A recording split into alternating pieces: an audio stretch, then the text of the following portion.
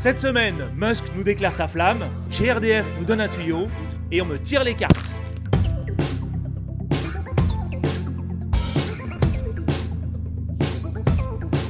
Très drôle.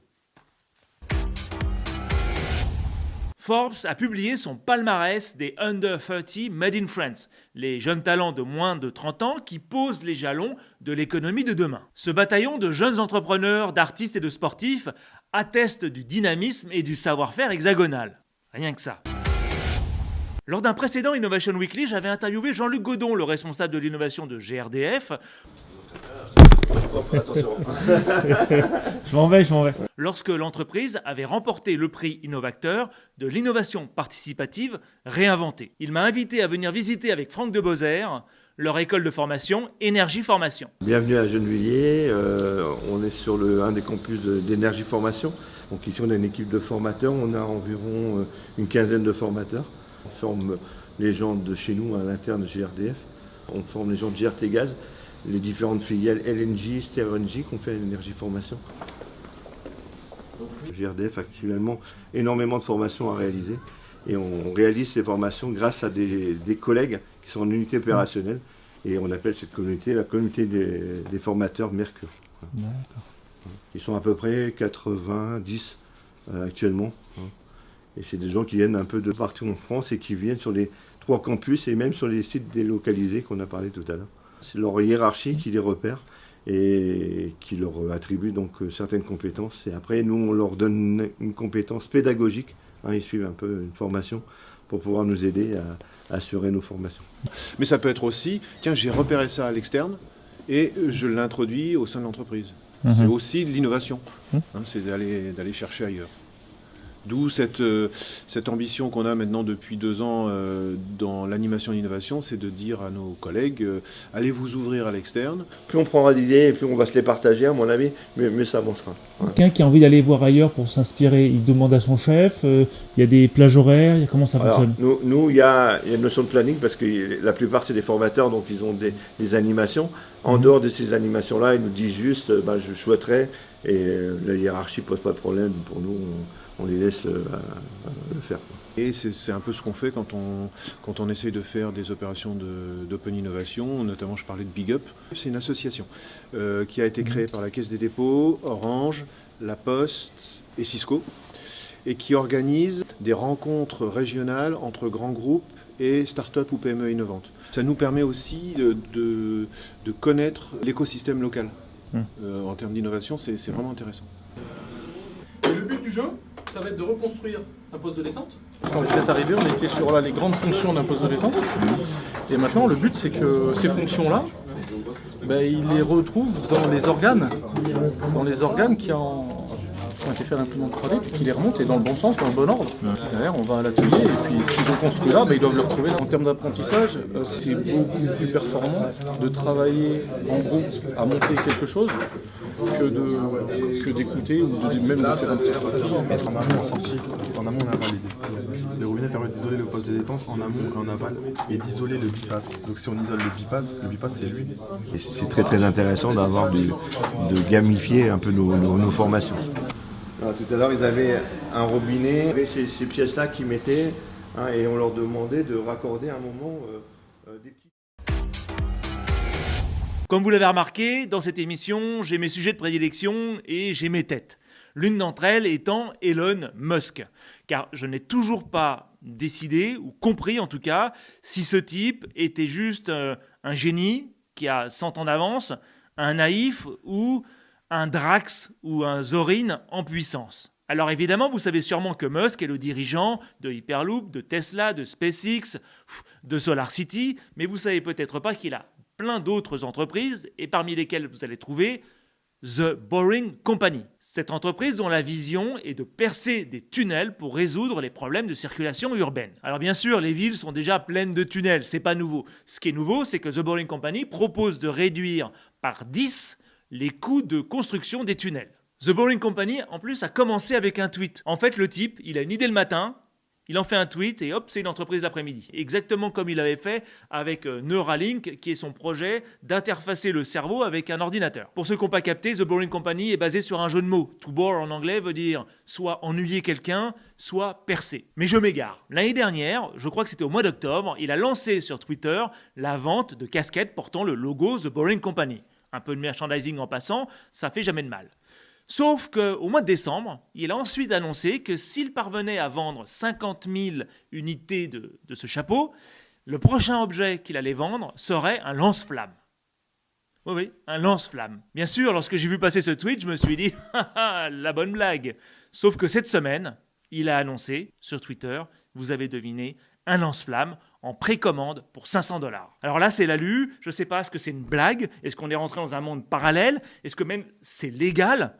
Alors en fait, en France, on oublie, on est d'accord. Par contre, aux États-Unis, le pays où on n'a pas le droit de manger des Kinder Surprise ou d'avoir des galettes des rois parce qu'on n'a pas le droit de mettre d'objets non comestibles dans de la nourriture, eh bien, les lance-flammes, à condition que la flamme ne fasse pas plus que 3 mètres, c'est légal. Et là-dessus, Musk, qui décidément est vraiment fan de Twitter, nous explique qu'il aurait davantage peur de quelqu'un avec un couteau de boucher qu'avec l'un de ses lance-flammes. Et ce qui fait encore plus peur, c'est qu'il en a vendu 20 000 exemplaires en 3 jours. Le gars, il a une idée débile, il en fait un tweet, il se fait 10 millions de dollars en 3 jours. Étonnant, non?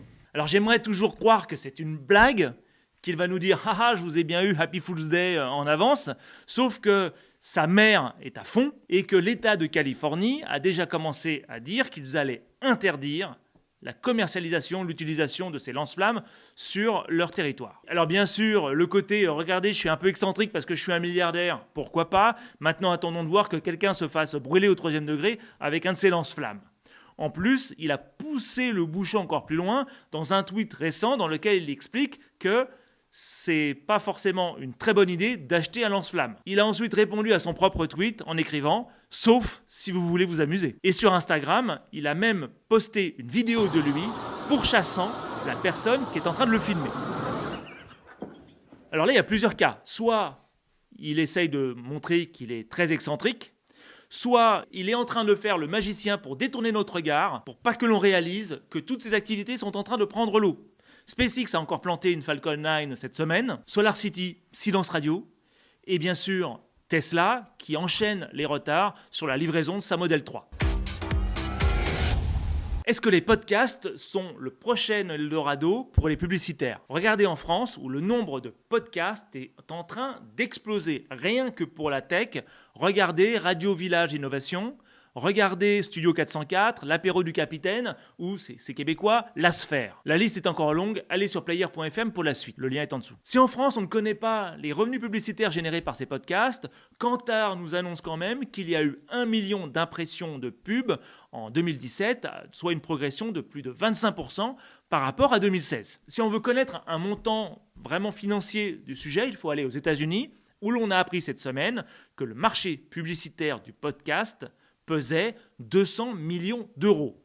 Alors évidemment, c'est peu par rapport aux 83 milliards de revenus publicitaires générés par le marketing digital, mais en attendant, c'est quand même une progression de plus de 83% par rapport à 2016. Et les choses vont encore s'accélérer car depuis décembre 2017, Apple nous a enfin donné des outils d'analyse qui nous permettent de voir combien de personnes écoutent le podcast jusqu'au bout. Donc je connais certains podcasteurs qui étaient un petit peu inquiets en se disant en fait on est en train de perdre notre temps, personne ne nous écoute. Et bien finalement, les chiffres obtenus par cette analyse, alors attention qui ne prend en compte que ceux qui ont un iPhone et qui utilisent iOS 11. Mais quand même ça donne une vraie indication. 90% des auditeurs écoutent un podcast jusqu'à la fin. En plus, il semblerait que les podcasts de 3/4 d'heure ont un engagement plus fort que les podcasts de 20 minutes. Ce qui confirme ce que les publicitaires pensaient déjà, que la relation que l'on peut avoir avec un podcast est plus intime qu'avec une vidéo. Car on écoute le podcast dans les transports en commun, en train de faire du sport ou de courir. Donc c'est vraiment quelque chose dans lequel on est vraiment engagé. Attendez-vous à voir plus de podcasts, notamment business, et malheureusement à avoir plus de pubs. À ce sujet, j'ai un petit service à demander à ceux qui, parmi vous, écoutent des podcasts. Est-ce que vous pourriez en mettre le nom dans les commentaires sous la vidéo? Merci. La semaine dernière s'est déroulé le WEF, World Economic Forum, que tout le monde connaît en France sous le nom de Forum de Davos, où se réunissent économistes dirigeants et chefs d'entreprise pour réfléchir à l'avenir du monde économique, financier, mais également l'avenir de l'emploi. Cette année, il a beaucoup été question d'avenir du travail. Et donc, pas mal de panélistes participant à ces tables rondes ont essayé d'inventer, d'imaginer quels pourraient être ces métiers qui n'existent pas encore aujourd'hui. Donc à cette occasion, l'agence ACA a demandé à Florian de Guézincourt, que l'on connaissait déjà pour ses illustrations de l'Odysseus et du Cyberlab, de participer à ces panels. Il lui a été demandé d'assister aux tables rondes pour dessiner en direct les métiers qui étaient inventés par les intervenants. Voici donc 5 métiers qui ont été imaginés par les intervenants. D'abord, vous avez l'ingénieur de blockchain bancaire. Pour cela, il faut savoir nager. Cette personne est chargée de surveiller les bouées de blockchain alimentées grâce à l'énergie marémotrice qui permet à des gens n'ayant pas de compte bancaire d'accéder à des services bancaires sécurisés. Vous avez ensuite le conservateur d'identité numérique qui est chargé de scanner en 3D des bâtiments ou des lieux pour pouvoir les sauvegarder numériquement. Vous avez ensuite l'éthicien ou éthicienne de technologie publique qui est une chercheuse ou un chercheur payé par le gouvernement pour évaluer l'impact des nouvelles technologies et décider si elles sont appropriées à un usage public. Vous avez ensuite le robot chirurgien isolé. Là, on ne parle pas d'IA, le problème à cette époque-là sera réglé, qui est un médecin qui prodigue des soins à des patients situés dans des endroits isolés grâce à des robots connectés en 5G. Vous avez ensuite l'imprimeur ou l'imprimeuse de superstructure, qui est la personne qui supervise la construction de bâtiments réalisés en impression 3D. Et enfin, le recycleur de décharges, qui est la personne qui récupère des produits recyclables, des décharges, pour les remettre dans le circuit. En conclusion, évidemment, on pourrait dire que ces métiers sont un peu romantiques ou complètement farfelus. Pourtant, regardez les personnages qui ont été utilisés pour les illustrer, vous allez trouver 3 femmes, 2 hommes et un robot, ce qui ne me paraît pas déconnant par rapport à l'avenir qui nous attend. Mais surtout, ces métiers permettent de résoudre des problèmes que nous avons aujourd'hui. Ensuite, ils peuvent être occupés par un homme, une femme ou un robot, sans discrimination. En plus, ils donnent du sens à ceux qui les occupent, là où beaucoup d'entre nous ont peut-être perdu le sens de leur emploi. Et pour finir, ils sont positifs. Et je pense qu'aujourd'hui, où beaucoup d'entre nous s'inquiètent sur les effets de l'automatisation sur notre travail, nous avons besoin de positifs. La tendance de la semaine va vous surprendre. Il s'agit des jeux de cartes. Oui, les jeux de cartes. Une tendance qui rentre dans la méga tendance gamification et que je pensais voir disparaître au profit des apps, évidemment. Mais depuis la réussite du designer suédois Ola Möller et de MethodKit, le nombre d'éditeurs de jeux est en train de se multiplier. C'est comme si nous avions toujours besoin d'avoir un contact physique qu'une app ne peut pas nous offrir. Donc désormais, vous trouvez des jeux pour tout et n'importe quoi. Que ce soit par exemple pour vous aider à découvrir votre talent. Que ce soit, par exemple, pour identifier les blocages de votre organisation. Que ce soit, par exemple, pour vous aider à trouver le nom d'une marque.